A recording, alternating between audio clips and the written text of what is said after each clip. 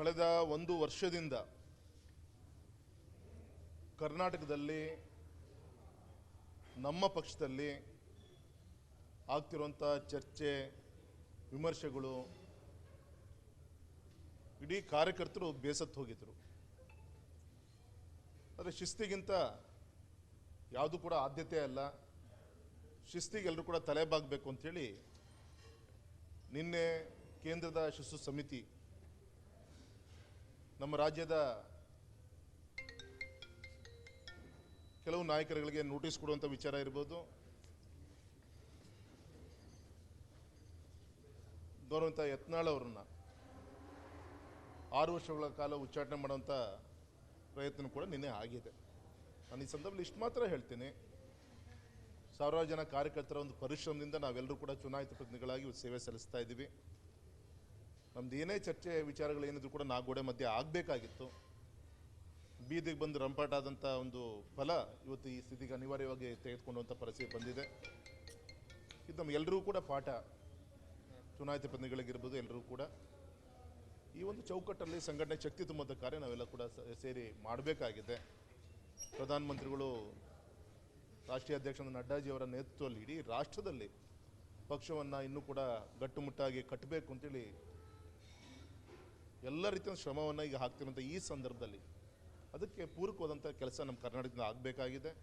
ಹಾಗಾಗಿ ಇವತ್ತು ಸನ್ಮಾನಿತ ವಿಜಯೇಂದ್ರ ಅವರು ಕೂಡ ಇವತ್ತು ರಾಜ್ಯಾಧ್ಯಕ್ಷರಾಗಿ ಅವರ ನೇತೃತ್ವದಲ್ಲಿ ಪಾರ್ಲಿಮೆಂಟ್ ಎಲೆಕ್ಷನ್ನು ಕೂಡ ಆಯಿತು. ಸಂಘಟನೆ ಒಂದು ಚೌಕಟ್ಟಲ್ಲಿ ಕೆಲವು ಕೊರತೆಗಳು ಕಳೆದ ಒಂದು ವರ್ಷದಲ್ಲಿ ನಾವೇನು ಬಹಿರಂಗವಾದಂಥ ಚರ್ಚೆ ಈ ಥರ ಮುಖಾಂತರ ಪಕ್ಷಕ್ಕೆ ಡ್ಯಾಮೇಜ್ ಆಗ್ತಾ ಇತ್ತು, ಅದನ್ನು ಸರಿಪಡಿಸ್ಕೊಂಡು ಎಲ್ಲರನ್ನು ಕೂಡ ತೆಗೆದುಕೊಂಡಂಥ ದೊಡ್ಡ ಸವಾಲು ರಾಜ್ಯಾಧ್ಯಕ್ಷರ ಮೇಲೂ ಕೂಡ ಇದೆ. ಅದಕ್ಕಲ್ಲಿ ಯಶಸ್ವಿ ಆಗ್ತಾರೆ ಅಂತ ಹೇಳಿ ಕೂಡ ನನಗೆ ವಿಶ್ವಾಸ. ಸರಿ, ಕೇವಲ ಒಂದು ಸೈಡ್ ಮಾತ್ರ ಕ್ರಮ ಆಗಿದೆ, ಇನ್ನೊಂದು ಸೈಡ್ ಕ್ರಮ ಆಗಿಲ್ಲ. ಇವರು ಎಷ್ಟು ಮಾಡಿದ್ರು ಅಷ್ಟೇ ಪ್ರಮಾಣದಲ್ಲೂ ಕೂಡ ಇನ್ನೊಂದು ಸೈಡಿಂದಲೂ ಕೂಡ ಮಾತಾಡಿದ್ರು ಅನ್ನುವಂಥ ಚರ್ಚೆ ಇದೆ. ಅದು ಶಿಸ್ತು ಸಮಿತಿ ಇದೆ, ಕೇಂದ್ರ ಶಿಸ್ತು ಸಮಿತಿ ಇದೆ, ಕೆಲವು ಮುಖಂಡಗಳಿಗೆ ನೋಟಿಸ್ ಕೂಡ ಇಶ್ಯೂ ಮಾಡಿದ್ದಾರೆ. ಅವ್ರು ಕೂಡ ಅಂತ ಆಗುತ್ತೆ ಅಂತ ನಂಗೆ ವಿಶ್ವಾಸ ಇದೆ ಸರ್.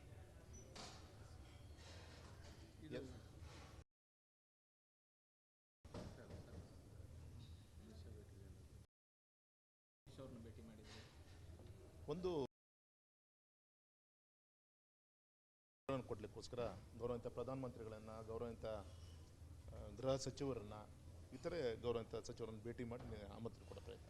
ಸರಿ, ಒಂದು ಚರ್ಚೆ ಆಗ್ತಿರೋದೇನು ಅಂತಂದರೆ ದೊಡ್ಡ ಪ್ರಮಾಣದ ಕ್ರಮವನ್ನು, ಕಠಿಣ ಕ್ರಮವನ್ನು ತೆಗೆದುಕೊಳ್ತಾರೆ ಅನ್ನೋದು ಮತ್ತು ಎಲ್ಲ ಬಿಜೆಪಿಯ ಬಹುತೇಕ ನಾಯಕರು ಶಾಕ್ ಕೂಡ ಆಗಿರುವಂಥದ್ದು. ಈ ಮಟ್ಟಿಗಿನ ಕ್ರಮ ತೆಗೆದುಕೊಳ್ತಾರೆ ಹೈಕಮಾಂಡ್? ಎರಡು ಮೂರು ಬಾರಿ ರಿಪೀಟ್ ಆಗಿದೆ. ಎಸ್ಪೆಷಲಿ ಗೌರವಂತ ಯತ್ನಾಳ್ಜಿ ಬಗ್ಗೆ ನಿರೀಕ್ಷಿತ ಅಂತ ಅನಿಸುತ್ತಿದ್ದು ನೋಡಿದ್ರೆ ಇದು. ಯಾಕಂದರೆ ಕಳೆದ 1.5 ವರ್ಷದಿಂದ ಆದಂಥ ಬಹಿರಂಗವಾದಂಥ ಚರ್ಚೆ ವಿಚಾರಗಳು ಎಲ್ಲದೂ ಕೂಡ ಗಮನಿಸ ಇದು ಹೈಕಮಾಂಡ್ ಇವತ್ತು ತೀರ್ಮಾನ ತೆಗೆದುಕೊಂಡಿದೆ. ಎಲ್ರಿಗೂ ಕೂಡ ನಮ್ಮೆಲ್ಲರೂ ಕೂಡ ಇದು ಪಾಠ, ಇದೊಂದು ಮನೆ ರೀತಿಯಲ್ಲಿ ಶಿಸ್ತನ್ನು ಮೀರಿದಾಗ ಪಕ್ಷದ ಒಂದು ಗೌರವವನ್ನು ಕಾಪಾಡಿಕೊಂಡು ಹೋಗುವಂಥ ಒಂದು ವಿಚಾರವನ್ನು ಕಣ್ಮುಂದಿಟ್ಕೊಂಡು ಎಲ್ಲರೂ ಕೂಡ ಗಮನಿಸಬೇಕಂತ ಒಂದು ವಿಚಾರ ಅಂತ ನಾನು ಹೇಳಕ್ಕೆ. ಸರ್, ಇಲ್ಲಿ ಯತ್ನಾಳ್ ಒಬ್ಬರೇ ಇರಲಿಲ್ಲ, ಅವ್ರ ಜೊತೆ ಒಂದು ಟೀಮ್ ಕೂಡ ಇತ್ತು. ಟೀಮ್ಗೆ ಈಗ ಆ ಥರದ್ದು ಯಾವುದೇ ಭಿನ್ನ ಸಭೆಗಳಾಗಲಿ, ಭಿನ್ನ ಹೇಳಿಕೆಗಳು ಇನ್ಮೇಲೆ ಬರೋದಿಲ್ಲ ಅಂತ ಅನ್ಸುತ್ತಾ? ಮನುಷ್ಯ ನೆಡಬೇಕಾದಾಗ ಎಡುವ ಸಹಜ, ನಡಿಬೇಕಾದ ಸಂಘಟನೆ ಅನ್ನೋದು ಕೂಡ ಕಟ್ಟುವಂಥ ಸಂದರ್ಭದಲ್ಲಿ ದಿನ ಒಂದಲ್ಲ ಒಂದು ರೀತಿಯಲ್ಲಿ ಸವಾಲು ಪ್ರತಿ ಸವಾಲುಗಳು ಇದ್ದೇ ಇರುತ್ತೆ. ಕೆಲವು ವ್ಯಕ್ತಿಗಳಿಂದ ಪರ ವಿರೋಧಗಳು ವಿಚಾರಗಳು ಇದ್ದೇ ಇರುತ್ತೆ. ಎಲ್ಲರನ್ನೂ ತೆಗೆದುಕೊಂಡು ಹೋಗುವಂಥದ್ದೇ ಒಂದು ನಾಯಕತ್ವ ಅಂತ ಹೇಳ್ತಾರೆ. ಆ ವಿಚಾರದಲ್ಲಿ ವಿಜಯೇಂದ್ರ ಅವರು ಯಶಸ್ವಿ ಆಗ್ತಾರೆ. ಸರ್, ಮಿಶ್ರ ಪ್ರತಿಕ್ರಿಯೆ ವ್ಯಕ್ತ ಆಗ್ತಿದೆ. ಒಂದು ಕಡೆ ಸಂಭ್ರಮ ಆಗ್ತಿದೆ, ಯತ್ನಾಳ್ ಅವ್ರನ್ನ ಉಚ್ಚಾಟಿಸಿರೋದು ಅದೇ ಜಿಲ್ಲೆಯಲ್ಲಿ ಸಂಭ್ರಮ ಆಗ್ತಿದೆ, ಬೇರೆ ಬೇರೆ ಜಿಲ್ಲೆಗಳ ಸಂಭ್ರಮ ಆಗ್ತಿದೆ. ಇನ್ನೊಂದು ಕಡೆ ಶೋಕನೂ ಆವರಿಸಿದೆ ಬಿಜೆಪಿ ಒಳಗೆ. ಈ ಥರದ್ದು ಆಗಬಾರ್ದಾಗಿತ್ತು ಅಂತ. ಅಲ್ಲ, ಯಾವುದೇ ಕಾರಣಕ್ಕೂ ಕೂಡ ಯಾವೊಬ್ಬ ಸಾಮಾನ್ಯ ಕಾರ್ಯಕರ್ತನು ಕೂಡ ಸಂಭ್ರಮವನ್ನು ಆಚರಣೆ ಮಾಡೋದು ಸಂದರ್ಭನೇ ಅಲ್ಲ, ದುಃಖ ಪಡುವಂಥದ್ದು ವಿಚಾರ. ನಮ್ಮಲ್ಲಿರುವಂಥ ಒಬ್ಬ ಹಿರಿಯ ಮುಖಂಡರು ದೂರ ಸರಿತಾರೆ ಅನ್ನೋದೇ ನೋವು ನಮಗೆ. ಆದರೆ ಅನಿವಾರ್ಯ, ಇವತ್ತು ಆ ಸ್ಥಿತಿ ಹೋಗಬಾರ್ದಿತ್ತು, ಹೋಗಿದೆ ಇವತ್ತು. ಹಾಗಾಗಿ ಈ ಸಂದರ್ಭದಲ್ಲಿ ನಾನು ವಿನಂತಿ ಮಾಡ್ಕೊತೀನಿ, ಯಾರು ಕೂಡ ಸಂಭ್ರಮವನ್ನು ಆಚರಣೆ ಮಾಡೋ ಸಂದರ್ಭ ಅಲ್ಲ. ಆ ಕೊರತೆಯನ್ನು ತುಂಬಿಸೋ ಕಡೆಗೆ ಏನು ಮಾಡಬೇಕು, ಆ ದಿಕ್ಕಲ್ಲಿ ಗಮನ ಕೊಡಬೇಕು ಅಂತ ವಿನಂತಿ ಮಾಡ್ಕೊತೀನಿ. ಯತ್ನಾಳ್ ಅವರು ಕೊಡ್ತಿದ್ದಂಥ ಹೇಳಿಕೆಯ ಅಷ್ಟೇ ಪ್ರಮಾಣದ ಹೇಳಿಕೆಗಳನ್ನು ಅವರ ಸ್ನೇಹಿತರು ಕೂಡ, ಜಾರಕಿಹೊಳಿ ಇರ್ಬೋದು, ಹಲವಾರು ನಾಯಕರು ಕೊಡ್ತಾ ಇದ್ರು. ಆದರೆ ಯಾಕೆ ಯತ್ನಾಳ್ ಅವ್ರಿಗೆ ಮಾತ್ರ ಟಾರ್ಗೆಟ್ ಮಾಡಿ ಅವರನ್ನ ಆಗಿದೆ ಅಂತ, ಉಳಿದವ್ರಿಗೆ ಯಾಕೆ ಶಿಕ್ಷೆ ಆಗಿಲ್ಲ? ನಾನೊಬ್ಬ ಶಿವಮೊಗ್ಗ ಕ್ಷೇತ್ರದ ಸಂಸದ ಅಷ್ಟೇ. ಯಾವುದೇ ಸಂಘಟನೆ ಇದೆಲ್ಲ ವಿಚಾರದಲ್ಲೂ ಕೂಡ ಮೇಲ್ಮಟ್ಟದಲ್ಲಿ ನಮ್ಮ ಹೈಕಮಾಂಡ್ ಮತ್ತು ಟೋಟಲ್ ಈ ಒಂದು ಪ್ರೊಸೀಜರ್ ನೋಟಿಸ್ ಕೊಟ್ಟಾದಮೇಲೆ ಅದು ಉತ್ತರ ಇರ್ಬೋದು, ಇನ್ನೊಂದಿರ್ಬೋದು. ಸೊ ಹಂತವಾಗಿ ಸಂಘಟನೆ ಇವತ್ತು ಪಕ್ಷ ತೀರ್ಮಾನ ತೆಗೆದುಕೊಂಡಿದೆ. ಕಳೆದ 1 ವರ್ಷದಿಂದ ಕರ್ನಾಟಕದಲ್ಲಿ ನಮ್ಮ ಪಕ್ಷದಲ್ಲಿ ಆಗ್ತಿರುವಂಥ ಚರ್ಚೆ, ವಿಮರ್ಶೆಗಳು ಇಡೀ ಕಾರ್ಯಕರ್ತರು ಬೇಸತ್ತು ಹೋಗಿದ್ದರು.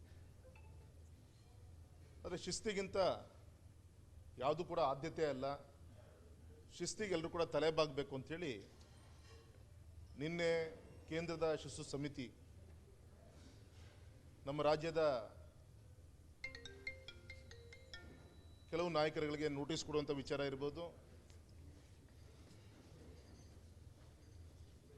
ಗೌರವಂತ ಯತ್ನಾಳ್ ಅವರನ್ನ 6 ವರ್ಷಗಳ ಕಾಲ ಉಚ್ಚಾಟನೆ ಮಾಡುವಂಥ ಪ್ರಯತ್ನ ಕೂಡ ನಿನ್ನೆ ಆಗಿದೆ.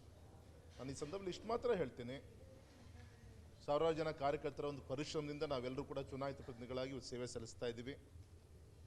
ನಮ್ದು ಏನೇ ಚರ್ಚೆ ವಿಚಾರಗಳೇನಿದ್ರು ಕೂಡ ಗೋಡೆ ಮಧ್ಯೆ ಆಗಬೇಕಾಗಿತ್ತು. ಬೀದಿಗೆ ಬಂದು ರಂಪಾಟಾದಂಥ ಒಂದು ಫಲ ಇವತ್ತು ಈ ಸ್ಥಿತಿಗೆ ಅನಿವಾರ್ಯವಾಗಿ ತೆಗೆದುಕೊಳ್ಳುವಂಥ ಪರಿಸ್ಥಿತಿ ಬಂದಿದೆ. ಇದು ನಮಗೆಲ್ಲರೂ ಕೂಡ ಪಾಠ, ಚುನಾಯಿತ ಪ್ರತಿನಿಧಿಗಳಿಗಿರ್ಬೋದು, ಎಲ್ಲರೂ ಕೂಡ ಈ ಒಂದು ಚೌಕಟ್ಟಲ್ಲಿ ಸಂಘಟನೆ ಶಕ್ತಿ ತುಂಬುವಂಥ ಕಾರ್ಯ ನಾವೆಲ್ಲ ಕೂಡ ಸೇರಿ ಮಾಡಬೇಕಾಗಿದೆ. ಪ್ರಧಾನಮಂತ್ರಿಗಳು, ರಾಷ್ಟ್ರೀಯ ಅಧ್ಯಕ್ಷ ನಡ್ಡಾಜಿಯವರ ನೇತೃತ್ವದಲ್ಲಿ ಇಡೀ ರಾಷ್ಟ್ರದಲ್ಲಿ ಪಕ್ಷವನ್ನು ಇನ್ನೂ ಕೂಡ ಗಟ್ಟುಮುಟ್ಟಾಗಿ ಕಟ್ಟಬೇಕು ಅಂತೇಳಿ ಎಲ್ಲ ರೀತಿಯ ಶ್ರಮವನ್ನು ಈಗ ಹಾಕ್ತಿರುವಂಥ ಈ ಸಂದರ್ಭದಲ್ಲಿ ಅದಕ್ಕೆ ಪೂರಕವಾದಂಥ ಕೆಲಸ ನಮ್ಮ ಕರ್ನಾಟಕದಿಂದ ಆಗಬೇಕಾಗಿದೆ. ಹಾಗಾಗಿ ಇವತ್ತು ಸನ್ಮಾನಿತ ವಿಜಯೇಂದ್ರ ಅವರು ಕೂಡ ಇವತ್ತು ರಾಜ್ಯಾಧ್ಯಕ್ಷರಾಗಿ ಅವರ ನೇತೃತ್ವದಲ್ಲಿ ಪಾರ್ಲಿಮೆಂಟ್ ಎಲೆಕ್ಷನ್ನು ಕೂಡ ಆಯಿತು. ಸಂಘಟನೆ ಒಂದು ಚೌಕಟ್ಟಲ್ಲಿ ಕೆಲವು ಕೊರತೆಗಳು ಕಳೆದ 1 ವರ್ಷದಲ್ಲಿ ನಾವೇನು ಬಹಿರಂಗವಾದಂಥ ಚರ್ಚೆ ಈ ಥರ ಮುಖಾಂತರ ಪಕ್ಷಕ್ಕೆ ಡ್ಯಾಮೇಜ್ ಆಗ್ತಾ ಇತ್ತು, ಅದನ್ನು ಸರಿಪಡಿಸ್ಕೊಂಡು ಎಲ್ಲರನ್ನು ಕೂಡ ತೆಗೆದುಕೊಳ್ಳುವಂಥ ದೊಡ್ಡ ಸವಾಲು ರಾಜ್ಯಾಧ್ಯಕ್ಷರ ಮೇಲೂ ಕೂಡ ಇದೆ. ಅದಕ್ಕಲ್ಲಿ ಯಶಸ್ವಿ ಆಗ್ತಾರೆ ಅಂತ ಹೇಳಿ ಕೂಡ ನನಗೆ ವಿಶ್ವಾಸ ಇದೆ. ಸರಿ, ಕೇವಲ ಒಂದು ಸೈಡ್ ಮಾತ್ರ ಕ್ರಮ ಆಗಿದೆ, ಇನ್ನೊಂದು ಸೈಡ್ ಕ್ರಮ ಆಗಿಲ್ಲ. ಇವರು ಎಷ್ಟು ಮಾಡಿದ್ರು ಅಷ್ಟೇ ಪ್ರಮಾಣದಲ್ಲೂ ಕೂಡ ಇನ್ನೊಂದು ಸೈಡಿಂದಲೂ ಕೂಡ ಮಾತಾಡಿದ್ರು ಅನ್ನುವಂಥ ಚರ್ಚೆ ಇದೆ. ಅದಕ್ಕೆ ಶಿಸ್ತು ಸಮಿತಿ ಇದೆ, ಕೇಂದ್ರೀಯ ಶಿಸ್ತು ಸಮಿತಿ ಇದೆ. ಕೆಲವು ಮುಖಂಡಗಳಿಗೆ ನೋಟಿಸ್ ಕೂಡ ಇಶ್ಯೂ ಮಾಡಿದ್ದಾರೆ. ಅವ್ರು ಕೂಡ ಅಂತ ಆಗುತ್ತೆ ಅಂತ ನಂಗೆ ವಿಶ್ವಾಸ ಇದೆ ಸರ್.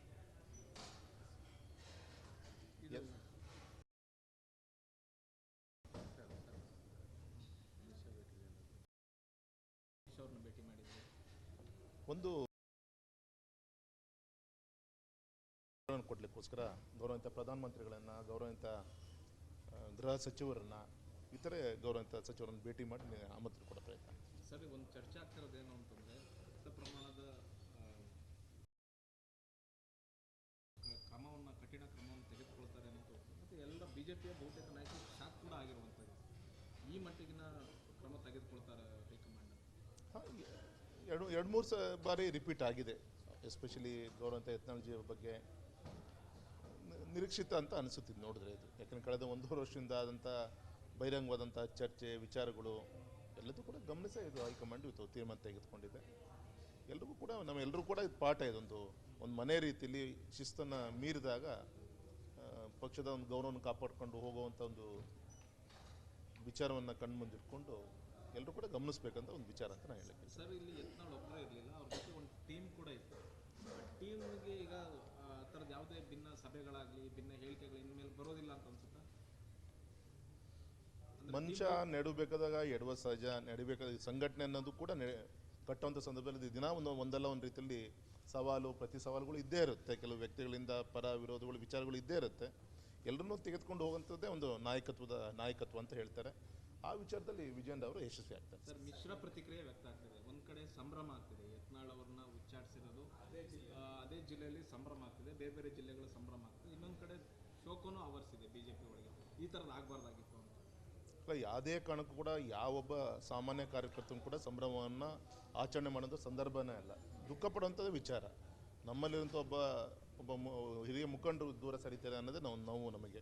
ಆದರೆ ಅನಿವಾರ್ಯ, ಇವತ್ತು ಆ ಸ್ಥಿತಿ ಹೋಗಬಾರ್ದಿತ್ತು, ಹೋಗಿದೆ ಇವತ್ತು. ಹಾಗಾಗಿ ಈ ಸಂದರ್ಭದಲ್ಲಿ ನಾನು ವಿನಂತಿ ಮಾಡ್ಕೊತೀನಿ, ಯಾರು ಕೂಡ ಸಂಭ್ರಮವನ್ನು ಆಚರಣೆ ಮಾಡೋ ಸಂದರ್ಭ ಅಲ್ಲ. ಆ ಕೊರತೆಯನ್ನು ತುಂಬಿಸೋ ಕಡೆಗೆ ಏನು ಮಾಡಬೇಕು ಆ ದಿಕ್ಕಲ್ಲಿ ಗಮನ ಕೊಡಬೇಕು ಅಂತ ವಿನಂತಿ ಮಾಡ್ಕೊತೀನಿ. ಯತ್ನಾಳ್ ಅವರು ಕೊಡ್ತಿದ್ದಂಥ ಹೇಳಿಕೆಯ ಅಷ್ಟೇ ಪ್ರಮಾಣದ ಹೇಳಿಕೆಗಳನ್ನು ಅವರ ಸ್ನೇಹಿತರು ಕೂಡ ಜಾರಕಿಹೊಳಿ ಇರ್ಬೋದು ಹಲವಾರು ನಾಯಕರು ಕೊಡ್ತಾ ಇದ್ರು. ಆದರೆ ಯಾಕೆ ಯತ್ನಾಳ್ ಅವ್ರಿಗೆ ಮಾತ್ರ ಟಾರ್ಗೆಟ್ ಮಾಡಿ ಅವರನ್ನ ಆಗಿದೆ ಅಂತ, ಉಳಿದವ್ರಿಗೆ ಯಾಕೆ ಶಿಕ್ಷೆ ಆಗಿಲ್ಲ? ನಾನೊಬ್ಬ ಶಿವಮೊಗ್ಗ ಕ್ಷೇತ್ರದ ಸಂಸದ ಅಷ್ಟೇ. ಯಾವುದೇ ಸಂಘಟನೆ ಇದೆಲ್ಲ ವಿಚಾರದಲ್ಲೂ ಕೂಡ ಮೇಲ್ಮಟ್ಟದಲ್ಲಿ ನಮ್ಮ ಹೈಕಮಾಂಡ್ ಮತ್ತು ಟೋಟಲ್ ಈ ಒಂದು ಪ್ರೊಸೀಜರ್ ನೋಟಿಸ್ ಕೊಟ್ಟಾದಮೇಲೆ ಅದು ಉತ್ತರ ಇರ್ಬೋದು, ಇನ್ನೊಂದಿರ್ಬೋದು. ಸೊ ಹಂತವಾಗಿ ಸಂಘಟನೆ ಇವತ್ತು ಪಕ್ಷ ತೀರ್ಮಾನ ತೆಗೆದುಕೊಂಡು